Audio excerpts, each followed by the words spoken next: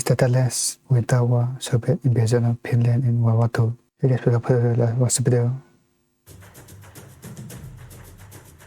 War graphics. In 1917, Finland finally declared itself an independent nation. For over a century, the country had been part of the Russian Empire, but the messy Russian Revolution had weakened the empire's grip on the region. Following the declaration, the Soviet Union begrudgingly recognized Finland as a sovereign nation, but no official peace treaty had been signed. So for the next couple of years, the countries took punches at each other in an attempt to gain land or political support of some conflicted areas. This included the Russian involvement in the Finnish Civil War, Finnish militias attempting to annex portions of northwest Russia, and even an assassination attempt of a Finnish commander. Even after a treaty in 1920 officially confirming the new borders, the chaotic political makeup of the region continued to cause unrest and distrust between the two nations. Finally, in 1932, the two countries signed a non-aggression pact, as both of them had joined the League of Nations, a precursor to the UN. But this period of peace didn't last very long. At the beginning of the Second World War, the Soviet Union saw its opportunity to reclaim some of Finland for the motherland. What was initially expected to be a smooth takeover quickly turned into a fierce Finnish defense of their home in the brutal winter of 1939. Today we're going to dive into how Finland was able to put up such a fight against the much larger Soviet army, the consequences of the war, and a man who is absolutely one of the biggest badasses of the 20th century. Okay. Diplomacy.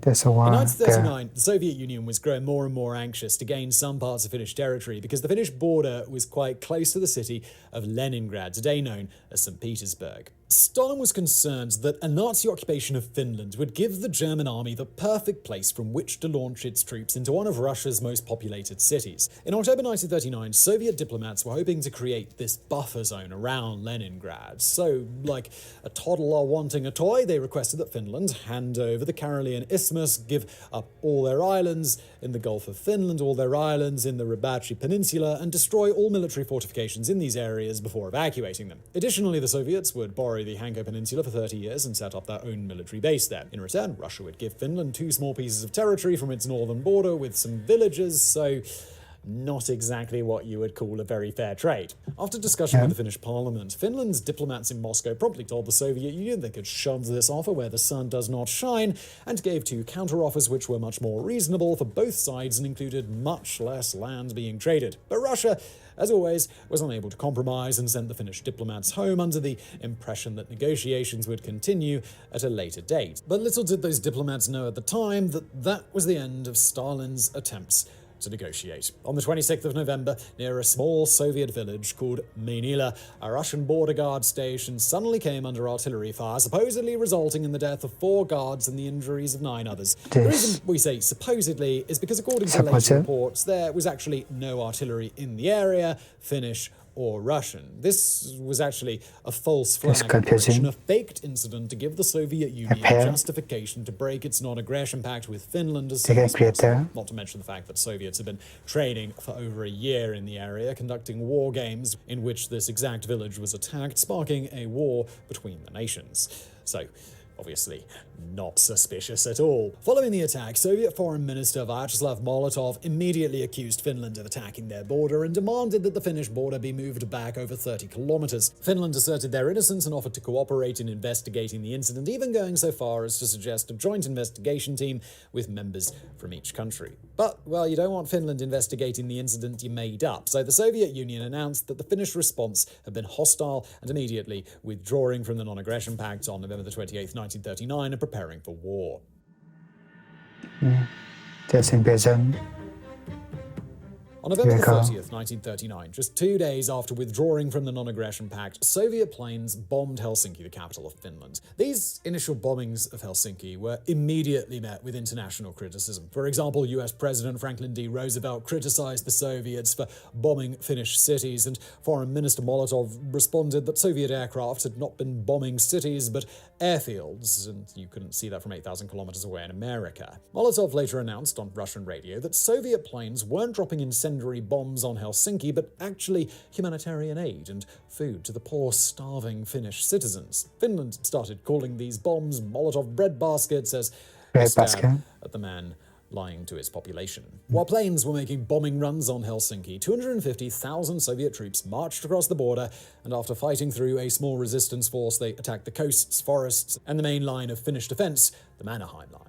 Over 130,000 Finnish soldiers were stationed at the line to resist the Soviet invasion with trenches, logs, and concrete fortifications for cover. The Soviets, who had expected to steamroll a smaller country in just a few weeks, were in for a little bit of a surprise. After 40 hours of deafening Soviet artillery, thousands of Red Army soldiers rushed the Finnish defences at Tapale, but were gunned down before reaching the defences. The Finns, with their home court advantage, also had the high ground and had been preparing the line for quite some time. For nearly a week, the Soviets continued to throw soldiers at the Mannerheim line, but they were met with heavy casualties each and every time. The Soviets were confident that their hundreds of tanks would overcome these defences, though. Finnish troops had almost no modern anti-tank equipment, but they were prepared in their own way. The most famous improvised weapons against tanks was a bottle or jar filled with a flammable substance with a rag in the neck of the bottle as a fuse. These quickly became known as Molotov cocktails, a drink to wash down Molotov's bread baskets. Along with Molotov cocktails, Finnish soldiers would commonly jam logs or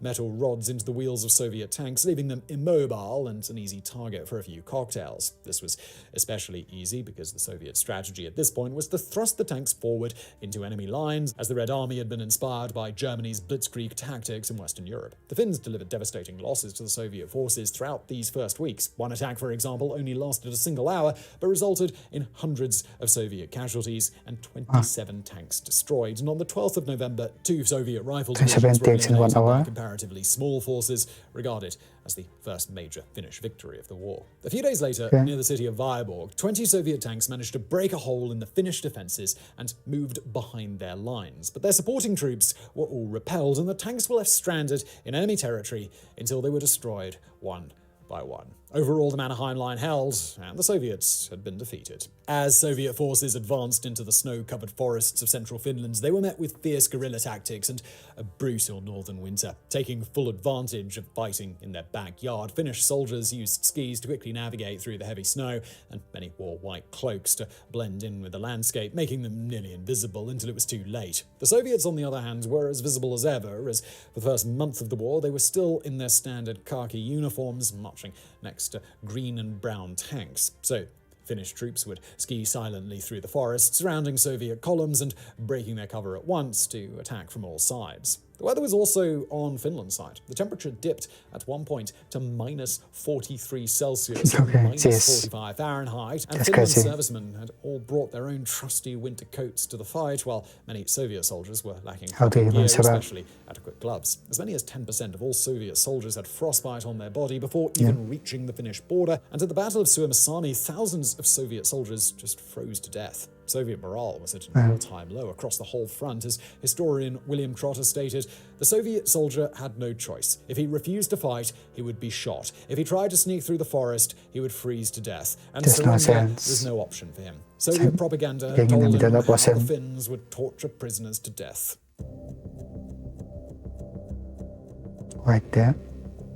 So, let's turn our attention to an area known as Ladoga Karelia. Finland didn't expect as much heavy fighting in this area, so only about 30,000 soldiers were positioned there. But the Soviets surprised them with almost 100,000 Red Army troops, artillery, and even air support. It was here, near the small river Kolla, a small force of Finnish troops retreated from the advancing Soviet force and took cover on the high ridges overlooking the landscape. The Battle of Kolla between the outnumbered Finns and the immense Soviet army lasted the entire duration of the war, achieving a near legendary status among Finnish soldiers. One such man was Arn Jutalainen, also known as the Terror of Morocco. He famously stated that Kolla will hold unless the orders are to run. In fact, he once received an order to withdraw, which he ignored because it didn't specifically say run. A master of guerrilla tactics in the snow and ice, his men called him Papa, and during the war he lost a finger on his right hand. But perhaps the most famous soldier from this battle is none other than sniper Simo Haya, also known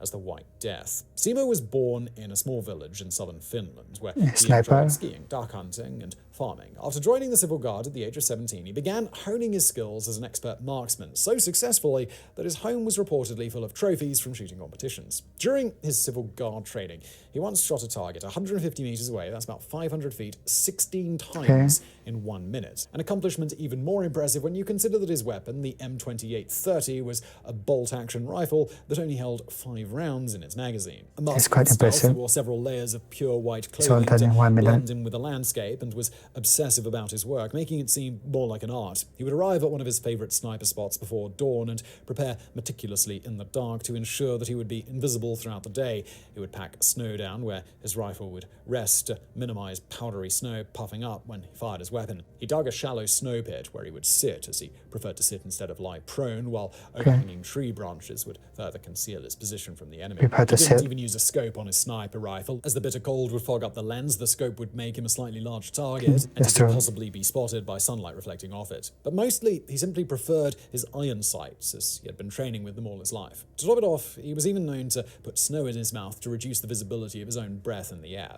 All of this camouflage and his incredible aim made him an absolute ghost of a sniper, and the Russians feared him. Simo served for around 100 days in the Winterwar, during which he is credited with over 500 kills, giving him an average of 5 every single day and making him the deadliest known sniper in history. His highest count in one day was 25 confirmed kills. He gained a reputation among his fellow soldiers for his wicked accuracy, not only with his rifle, but also with his secondary submachine gun if the Soviets got too close. He became a myth in Finnish war propaganda, where he was called the Magic Shooter. Finnish propaganda further stated that the Soviet soldiers referred to him as the White Death. Simo was the perfect sniper, as he could stay motionless for hours on end, and he knew the forest well. Once he was tasked with taking down a Soviet sniper against Finnish officers, Simo picked his spot in the snow and didn't move a muscle for hours, scanning the snowy terrain for the slightest movement. As the sun set, the Soviet sniper, assuming the fighting was done for the day, stood up from his concealed position, and the sun reflected off his scope, betraying his location. Simo, like a cobra, didn't hesitate and only needed a single bullet to kill the Soviet sniper, who was 400 meters away. The Soviet Red Army continued to send several snipers to deal with Simo, but none of them returned. They got so fed up with him that at one point they called in an artillery strike towards his general location, as he had been picking off artillerymen throughout the day. During this barrage, one shell landed just a few meters away from him, blowing the snow off his back and incinerating much of his coat. But he emerged with just a cut. Simo's reign as the Grim Reaper came to an end when he was shot in the face with an explosive bullet. Missing most of his jaw, sprawled in the snow, he was presumed dead by his unit and was placed in a pile of bodies. Suddenly someone noticed that his leg was twitching. He was immediately rushed off the front lines and into a hospital, where he regained consciousness a week later. After reading about his own death in the newspaper, he politely wrote the author a letter asking him to correct the mistake. He then went through 26 surgeries and recovered from his wounds in just over a year. After the war, he remained a man his entire life. In an interview, he famously said, "War is not a pleasant experience, but who else would protect this land unless we're willing to do it ourselves? I did what I was told to do as well as I could. There would be no Finland unless everybody else had done the same." And when asked how he became such a skilled marksman, he simply responded, "Practice." Simo was given his own farm and was an avid moose hunter and dog breeder for the rest of his days. He died in 2002 at the age of 96. He lived to 96. That's pretty good. While Simo was holding off an army at Kolla, the fighting raged on across the rest of the front. At the Battle of Kainuu, an ambush on a Soviet division resulted in a shocking underdog victory, where the Finns lost only 400 men compared to Soviet casualties of over 6,000. After the battle, Finnish troops captured much-needed tanks, weapons, ammunition, and medical supplies. While morale stayed high on the Mannerheim line, the Finnish fighting spirit stayed courageous even in the air. The Soviets had an immense air superiority and ran bombing runs daily, but the thick forests made it difficult to bomb Finnish troops hiding among the trees, and there were almost no strategic targets to hit in the cities. They mainly targeted munitions factories and railroads, but these were quickly repaired as soon as the bombers turned around. The Finnish Air Force itself was small, only numbering 114 planes at the start of the war, but regardless, they were often seen flying straight into Soviet formations that outnumbered them 10 to 1. Their air bases often consisted of a runway on a frozen lake, some tents, and a telephone to be notified of air raids, a communication line, which was handled by the female organization Lotta Svard. Back in Moscow, Joseph Stalin was furious at the Red Army's failure in the first couple of months of the war. He'd already begun a propaganda a campaign to explain away the daily defeats in Finland with excuses ranging from bad weather, unfamiliar terrain, and, rather hilariously, claiming that 1,000 of America's best pilots had been sent to help defend Finland's skies. It was also reported that Finland's Mannerheim line was stronger than France's Maginot line. But in reality, much of the blame was on Stalin himself. Throughout the 1930s, Stalin had gained absolute power in the Soviet Union by executing generals and officers that weren't entirely loyal to him and replacing them with leaders that he knew he could trust regardless of their experience. This meant that the Red Army was often lacking in experienced commanders who knew how to improvise and properly lead their troops, and was instead more like a collection of amateurs who were rushing into ambushes and getting picked off by Simo if they poked their heads out. Stalin reorganized the offensive and sent hundreds of thousands of soldiers to reinforce the front lines, as well as hundreds more tanks and artillery. At the beginning of February 1940, the Red Army launched over 300,000 artillery shells at the Finnish front lines in one day and continued bombarding them for weeks on end. This quickly led to exhausted defenses, as they had to repair their fortifications every night and then hide in them during the daily bombings. The Soviets had now adapted their strategies as well, putting tanks in smaller groups supported by large numbers of infantry, making it much harder for Finnish soldiers to reach the tanks and immobilize them. One by one, Finnish defenses crumbled under the 450,000 Soviet troops now on the front lines, though many battles remained at stalemate.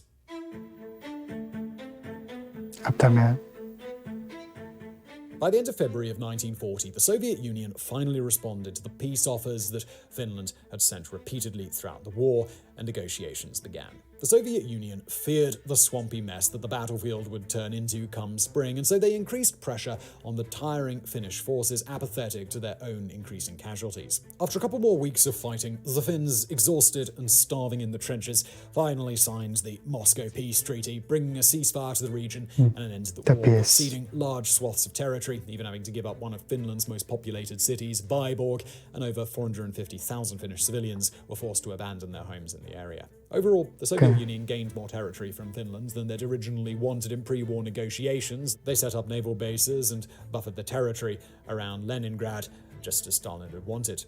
But this was a victory with a hefty price tag. 26,000 Finnish soldiers were killed and 43,000 were injured, but the Soviets had over 150,000 deaths and 200,000 wounded soldiers. Compared to the relatively minor losses on the Finnish side, the Soviets also lost an estimated 300 tanks and up to 500 aircraft, either to the talented Finnish ace pilots or anti-air guns on the ground. On top of this, the war was a complete embarrassment for the Soviet Union. World War II was still in its early stages, so the entire world had its eyes on the Winterwar, and Finland was almost unanimously supported on the international stage, even being supplied weapons and aircraft from Sweden, the United States and Italy, as well as volunteer fighters from Norway and Denmark. Britain and France were even threatening to intervene shortly if the fighting didn't stop. Perhaps most importantly, the Soviets' disorganized army and massive casualties were key motivators for Germany's confidence in their later invasion of the Soviet Union. Just a year later, Hitler said, "We have only to kick in the door and the whole rotten structure will come crashing down." Finland, on the other hand, was praised internationally for its incredible resistance. But the fighting wasn't over. Just a year later, Finland, baited this time by Nazi Germany, would strike back against the Great Soviet Bear. But, well, that's a topic for another video. Okay, well, what's the video then? It was actually a bigger video. There's a lot of information. Finland actually very well thought out by. This is not what happens in the later stage of World War II. Guess we'll find out in another video. Okay, so in the video there, in this video.